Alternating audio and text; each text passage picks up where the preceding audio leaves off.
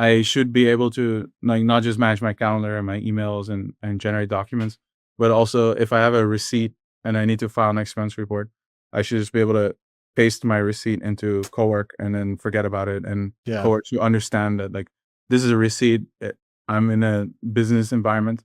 It probably means I should file an expense report, and it should like fill in all the fields and maybe ask you about, if it was a dinner expense, maybe it needs a guest list or something like that.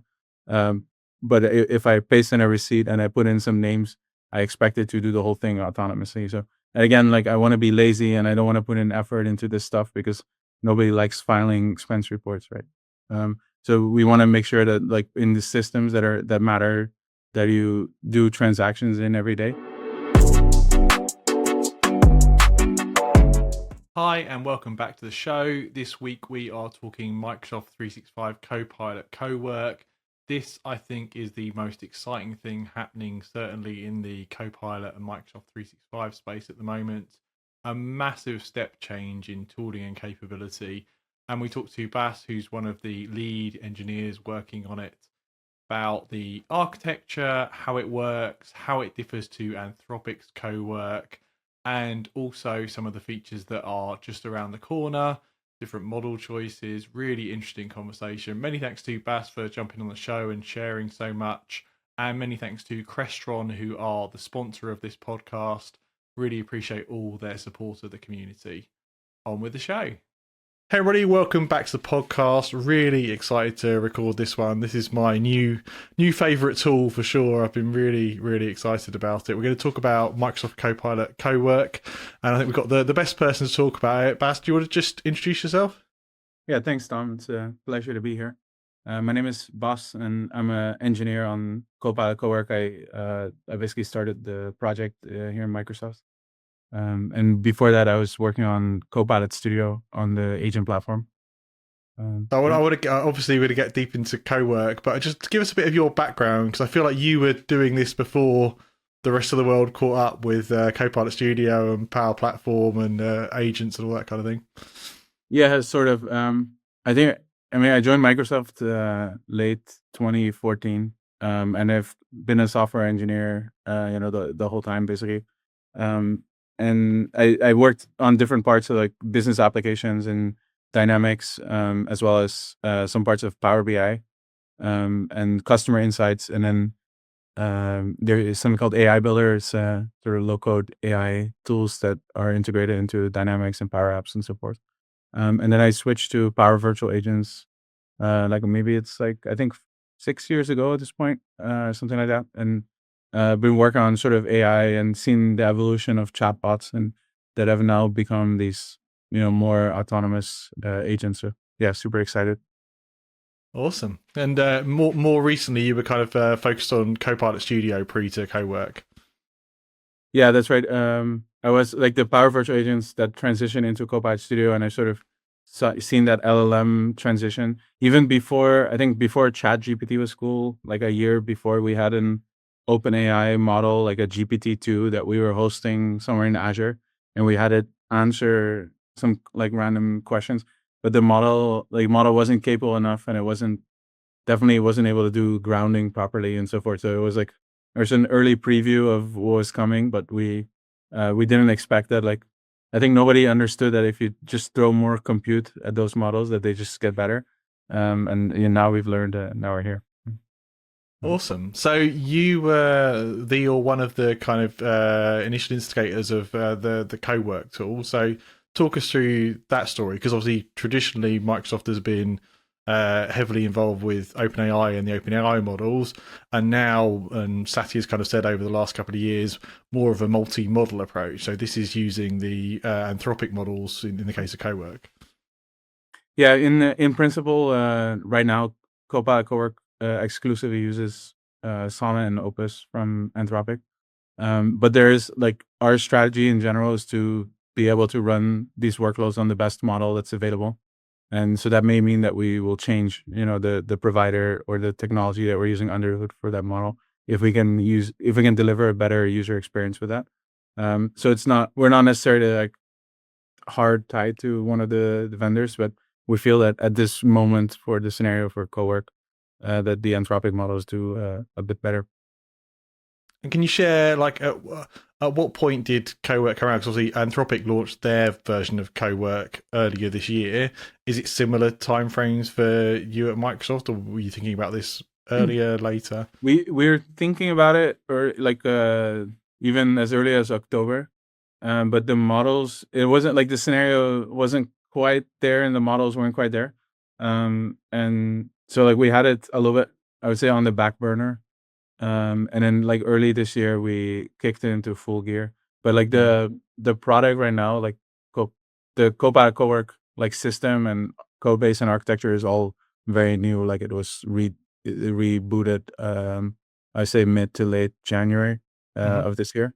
So it's been about almost, it's like 3 months, almost 3 months now that we've been working on it. And yeah, it is an entirely new system. It's also very different from other like Anthropic's Cowork, but also other similar solutions in that we completely run in the cloud. So it was also quite a bit more work for us to actually develop it, because it's a cloud service and it's doing like these very complex AI workloads, and we had to build all that in a very short amount of time. Yeah, so just to level set for everybody listening in, so as we record, Cowork is in Frontier exclusively, and you have to have the Anthropic models enabled to use it today. That's right. That's right. Yeah, so that I love that you've kind of made the comparison there, because I get to play with all the different tools. Obviously, we're a Microsoft shop, so we're a Copilot shop, but we do have licenses for everything. So I've got good familiarity with Anthropic's Cowork, and I've kind of been making. I think it feels like the natural comparison, right? It's the same name, same kind of real world skills. So the Anthropic approach is kind of essentially, it's kind of like a version of Claude Code running in a container, doing things on your computer in a container with your files. And then kind of, can you take us through that difference of Microsoft's version of Cowork running in the cloud? Yeah, when we started the project, I was concerned because we're used GitHub Copilot and similar tools inside of Microsoft, and we, at least me personally, I'm a very heavy user of those type of tools, like to do software development and even like work item management, triage, all kinds of similar things. Yeah. And the one thing that like really annoyed me is that I have to set up a cloud VM or a cloud machine to have it continue working while I go to a meeting or drive home or something like that. And I felt like that's not a good user experience for anybody who's, even like, it's not a good user experience for anybody, but definitely if you're not a technical, like a software engineer, it's really difficult to get all that like set up. And most of the IT departments and companies won't even let you set up a cloud-based virtual machine or people. No, it's very either it's very developer or very leading edge. Like you see a lot of that kind of open claw, and now with Dispatch on Anthropic, like people are literally leaving machines running just to do that thing. And it's causing them to do insecure things, like they set up a Mac Mini, or like they wire up their phone number to, and then give like a sort of loose entry point access to like the deep depth of their machine. And things that just won't fly in enterprise. Yeah, exactly. And it's like a little bit scary too. Like if you're an IT admin and like everyone is starting to do it, and you want to lock down even more and like block people from using things. And we thought like we need to create a safer version of this. And so like when I was thinking, it's like the first day or like after a few hours, I was like, we have to do this in the cloud, because otherwise there's no way for us to guarantee like audit and security and data loss prevention and those type of things, because it's just super hard to do that from a local machine. Like there are technically ways with like device management policies or which becomes super complex. And like harness wise, is it parts of what Anthropic have done with their harness for their models, or is it really just Opus and Sonnet, but you guys have written the harness and the tooling around it? Yeah, so we're the harness is also evolving. Like we have a sort of, it's right now has been using initially been using a Claude harness, but we also have it. It's also able to run using a GitHub Copilot harness, and we're looking at just building one that is more suitable for running in the cloud, because we also see like the harness that were built. It's a similar story on the cloud hosting, where they were designed to run on somebody's machine and with all kind of assumption there. and it's not always the most efficient thing when you're running in the cloud. We want all the power of the model to be available, and we want it to do the right thing and have memory and all that stuff, but also be efficient when it's running in the cloud at a larger scale. Yeah, I guess it's interesting. You've got a different concern over efficiency when you're using other people's computers that you're not paying for. Then it's like, cool, it takes a couple of gig of RAM. It's got access to terminal and grep and all these things in a virtual, essentially a virtual container.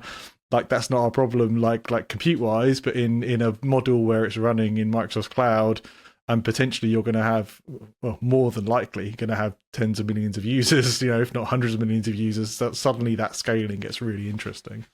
Yeah, absolutely. And I think it's also, there are some things that are different. So and you see it come out in the architecture, there's like some tools like, remote control or like dispatching tools that try to replicate things to your mobile phone. But running in the cloud, you can have the phone natively steer things. And I think that's one of the critical things. But there's some interesting things, like, for example, a tool approval, right? It's like, is it okay to send this email? And you show like a nice preview of that email.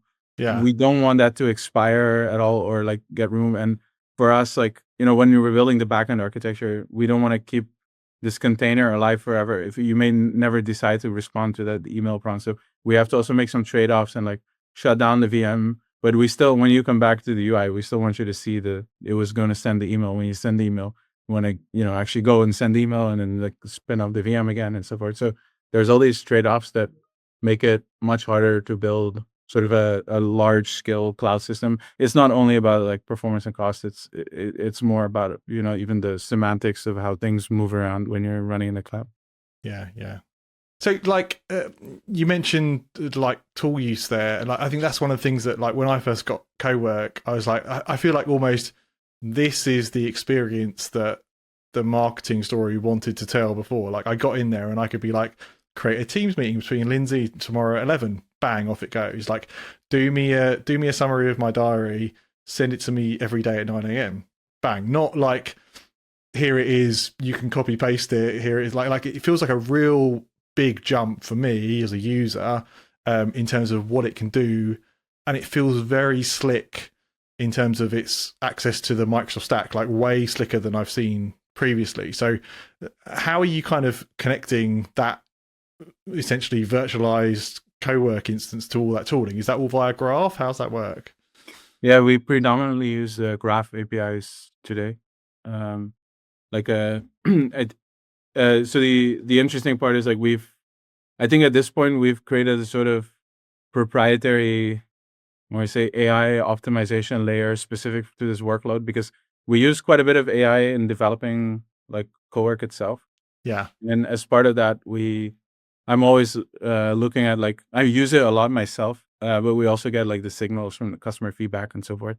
And so we understand where the system is sort of stumbling or taking more time to try and do things. And so like when there's an issue, like, sometimes it's small things like email folders, and like if you're listing email folders, you get 2 pages and it didn't go and look for the second page. And so it's missing the 11th email folder, and then it doesn't understand how to move things. Those are the kind of things that we understand and then optimize and make sure the model does very smoothly. And the idea is that the same task that you're doing becomes more efficient, and the model just does, like you said, like we always want the model to just understand what you want and directly run to its destination without taking like, the scenic route to get there. And those are things that we're constantly monitoring and optimizing, and it will continue to become more efficient and better at those. And I was surprised. I was surprised to see scheduled tasks more or less straight away, because that was something that only very recently came to Anthropic. I don't know if you had it first or absolutely around the same time. It's like, how is that, again, because it's a cloud architecture? You can have there are a things lot of running things on the that back end. we can do very quickly with the combination of it being a cloud architecture and making use of AI while developing it and doing that in a safe way. And so like scheduled tasks is one of them, where we, we're like, a lot of folks on the team are very well seasoned backend engineers that understand how to build this infrastructure quickly. And then we have a fairly new product, so we can iterate quickly, and our goal is to always continue to iterate quickly on Cowork. And I think you'll see, scheduled out, you'll see all kinds of features come out, hopefully much faster than you normally expect from Yeah, us. it's a huge unlock because I've been kind of hacking my way through some of those scenarios to make them work with graph and with scheduled tasks. Like you could obviously do that kind of stuff, but just to see it be slick to the point where even if I didn't understand Cowork had a scheduled task, I just used the language like email me this every weekday at 9 o'clock, and it's like, yeah, okay, I understand what you want, I understand how it's going to get done. Here's an example, and even like send me the example. No, tune that a little bit. Like it as a user experience, again, it just feels like an absolute step change in like in really simple terms, ask what I want to be achieved, and there it is. Yeah, we want to. I think that will remain the goal, and we need to be careful. Like as a team, we're very carefully monitoring this like core or system of like user. Like I'm personally like pretty lazy and impatient, and my attention span has gone down the drain over the course of the last or say few years of first being like a sort of technology executive and then using a lot of AI. I've lost patience for doing anything, and so now I've come to expect it to just do stuff for me. And if it doesn't, I'll get annoyed and I'll try to fix it and so forth. And we want it. So our challenge is to put in more and more functionality while keeping that experience of you should be a lot like everyone should be okay to be lazy and impatient and expect a lot from the system just solve their problem for them. Yeah, this was always my hope for Power Automate, and it never really got there to where like a typical user could do it. Like it's all this power, the graph, gives you all these capabilities, but you still needed to be somewhat technical to make that stuff work. But this is the next level. You don't even see just magic Cowork cloud tool go and do the thing. Yeah, for sure. Nice. That's where we want to be. Yeah. And you seems like you've adopted skills like that seems to be becoming one of the industry standards now, the kind of markdown skills type format. So I think you've shipped, is it 10 or 15 skills in the box today? And then you've got the option to add your own skills as well. And we support personal skills where you can sort of have your own flavor of doing things like your own daily brief and what's important to you and so forth. But there are some built-in ones that are very useful. Of course, document generation like Word, PowerPoint, Excel, PDF, and being able to edit those is all done through skills. Similarly, for something like calendar management, it keeps a memory file and it's designed to be your sort of executive assistant. So it'll keep notes of what you prefer and what meetings are important and who's important and where. So is it dynamically updating even the inbuilt skills, or is it creating a different skill based on your personal preference? Personal skills are a different skill that is specific to you that you can use instead of the built-in one.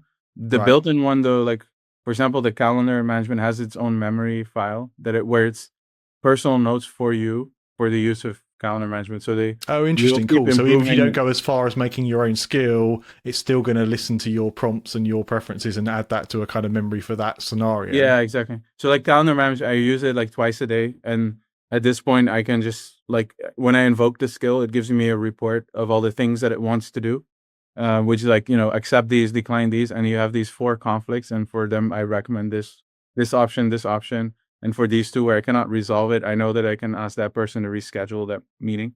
So like, it'll do all that by default. And I sometimes, if it doesn't understand, I might explain it's like, because of this reason, I want you to prioritize that. It'll keep a note of the reason that you made the decision so that next time its recommendation can be more correct. So that's the kind of like personalization you get even from the built-in skills. But then you can also have your own skills. And then we have third parties that are bringing in their skills into the like our store, and you can acquire those and use them when you're integrating with with other systems. Nice. So that was going to be one of my questions. Is obviously like the MCP or API interconnect to other platforms is a huge productivity unlock. So right now, I think in the release I'm using, there isn't any third-party connectors yet, or have I just not discovered them?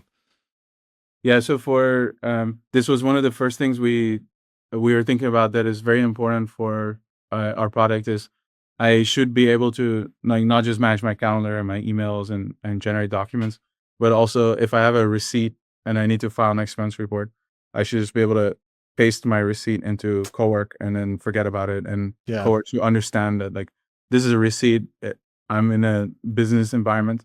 It probably means I should file an expense report, and it should like fill in all the fields and maybe ask you about, if it was a dinner expense, maybe it needs a guest list or something like that.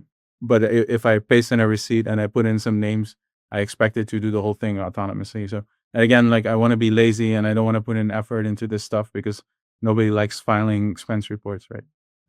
So we want to make sure that like in the systems that matter, that you do transactions in every day. That you would do your Jira, your ServiceNow, your whatever it is, obviously the first AI party should be stuff able to as well. do it for you. Yeah, that's right. So how are you thinking? So in like again, comparative tools from other vendors, it would be MCP connectors, and they do have a kind of store, but also you can load your own.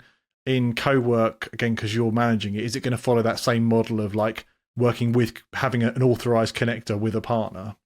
Yeah. So of course, like the list of partners that are available is expanding. But it's right now we support two elements in this extensibility. There's skills and then there's MCP servers, and the MCP servers are remote MCP servers. So it's like some of the well-known vendors will be there. But if you have your own MCP server internally that you're using for an application, or if you have an API and you can expose an MCP endpoint for it, that's also something that you can bring into Cowork. Oh, and awesome. So if I've got a line of business app I built in-house, if I'm prepared to put an MCP wrapper around it and make it available, I could do that. Yeah, exactly. And then so whatever people are doing in your line of business app can now be steered from Cowork.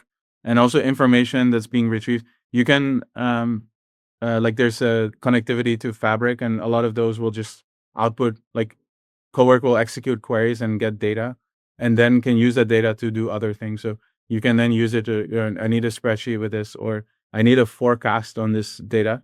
You can actually, if your API is able to return some kind of CSV or JSON that has the data, Cowork will be able to process it and do analysis on it and so forth. So it's not necessarily restricted to tools that have like smaller outputs. It could even like download an entire file, and that's totally acceptable. And yes, I definitely encourage like building MCP servers for some of the line of business applications. It'd also be a delight for the users of the application if they have access to Cowork. They can automate a lot of the things they would do in the app. Awesome. So in the preview window we've had so far, like I'd be really interested in what some of your use cases are, but also you've no doubt had lots of customer feedback. Like, have any use cases particularly stood out to you as being interesting, or things you might not have thought of that customers have seen value in? Yeah, I think I use it a lot to a few things. Like I use it to keep track of my Teams and email and calendar, like just the basics of, because I get lots of messages on Teams. We had to pause the podcast recording slightly because my Teams keeps going boom boom boom. Yeah. So just making sense of that and keeping track of that, and the same with incoming emails, as well as the tools for like calendar management, because I also get a lot of people that just drop meetings on the calendar, and I need to make sure I protect enough free time. That's my killer feature. And that was again from day one of Copilot. It was like just make meetings, cancel meetings, control my calendar. Like that, I feel like that's most knowledge workers' primary pain point. That and email overload and Teams overload. The other thing that's I found very useful is like sending status updates and reports. So I'd have a bunch of raw data about like usage and the statistics around like quality and user feedback and so forth. And I want to generate like a nice status update that I can send to our leadership. And there, like what I found actually very interesting is it's very good at creating HTML files and markdown files, but I use it to generate like a nicely formatted HTML file, and I can actually email that to the audience, and I get a nicely formatted email report. And then people would ask like, well, it said sent by Cowork, so they're like, hey, what tool they use to generate this report? It looks really nice. Like, and I didn't do anything. I just made Cowork like write a nice report. So those are also like good use cases. And then creating PowerPoints and documents. Somebody asked me to send them a one pager about some information they need for internal infrastructure stuff, and then I can just say, hey, Core, can you like make the one pager that somebody's asking me in that email? And it does it. And then before it did it, it told me like I have enough data to do like 60% of it, but I need these 5 other things, which I then fed, because we don't have connectors for everything yet, I can feed it to my GitHub Copilot, have that one produce a report from some internal stuff, and then paste that back into Cowork, and then it did the rest. So there's like some wire up that's missing for it to do it in one shot internally, because there's some internal systems that we have to connect to. But like that's saving me like 3 hours of like randomly pulling together data and writing reports. And I personally, I hate writing reports and status updates, and I like seeing them, but I don't like making them. Yeah. And so like I'm very happy like that I can just be the manager of that process and review it and say, oh, this wrong, and then but not have to actually do that work. So. Amazing. And there's been some more feature drops recently. Do you want to take us through some of the newer things you've added? Yeah, I think a lot of it has to, like, we've done a lot of infrastructure improvements as the usage has picked up, and we've seen like where people are struggling and so forth. So a lot of it is just like hardening and stability and making it more reliable. And we've added better audit logs, like richer audit logs. And then we're doing a lot of like making sure that everything that we're doing is very compliant. So like everything shows up in Purview, and there's support for like eDiscovery, legal, everything that makes our IT admins very happy. Yeah, I feel like this is one of the crosses you at Microsoft have to bear, that some of the newer companies to the space can, particularly the smaller ones, can just fling things out there and be like, this is amazing. It's like, yeah, but like like you have to have the enterprise user in mind all the time. Yeah, because but it's a serious like I say it's actually very important that we build tools where you can do like proper risk management, right? So if it's fun that something can be done automatically, but if I have no visibility and control over it, then it's equally scary as it is powerful. And if I can see, I can control it, I can have visibility on it, I can control like which systems it can interact with and which users have access to it and so forth, like it becomes a lot better. So I think that's like probably we're still going to be our main focus for the coming, I say like few weeks and months, is to make sure that that is like solid and very robust. But then we also have a bunch of quality of life things, like the mobile, the extensibility with MCP servers, and then in general improving just the quality and the flow of the AI system, and making it also easier to debug these things. So if you have your own skill, I can tell you like, hey, that skill is sort of getting in the way of this other skill, and I can help you fix it. Hey, you don't have to do anything. I can fix it for you. I can change your instructions here and there, and then now your skill runs more smoothly. And being able to better learn from your behavior, like memory, from like understanding which decisions you typically make, so that next time I can be like, hey, do you want to do it this way? Because that's how you normally do it. So it learns more from you and makes the whole process more efficient. So those are things that we're focused on right now. How do you think about it from a user experience point of view? Like, obviously, right now, customers would have to be Frontier. We've still got the Anthropic EU data boundary stuff, so not everybody's going to have access yet.